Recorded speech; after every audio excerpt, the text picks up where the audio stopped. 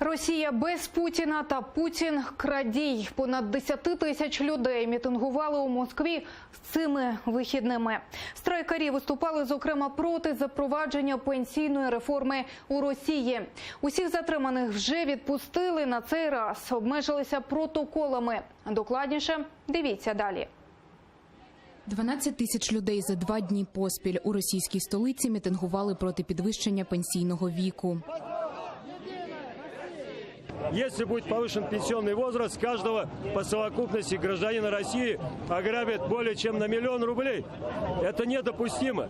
И мы предупреждаем власть, если она не остановится, если она не даст провести референдум, то к осени на улицы выйдут миллионы, и мы потребуем уже не просто остановить пенсионную реформу, мы потребуем смены власти, отставки правительства, распуска Госдумы и импичмента президента.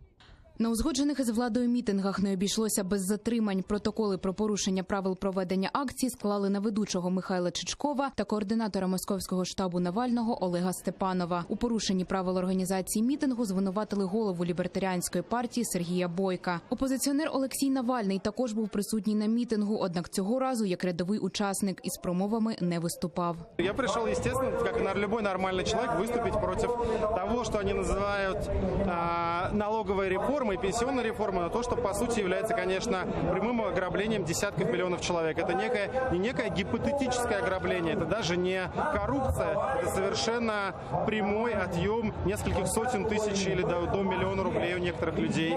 Законопроект, який Державна дума підтримала в першому читанні, передбачає до 2034 року пенсійний вік для чоловіків зросте до 65 років, а для жінок – до 63. Зараз він становить 60 і 55 років відповідно. Реформа викликала негативну реакцію в російському суспільстві. Її противники вимагають провести всеросійський референдум перед тим, як у вересні продовжувати розгляд законопроекту. Центральна виборча комісія Росії поки відмовляє. Пояснює це тим, що головне питання ініціатори референдуму сформулювали недосконало, тому воно може ввести громадян в оману.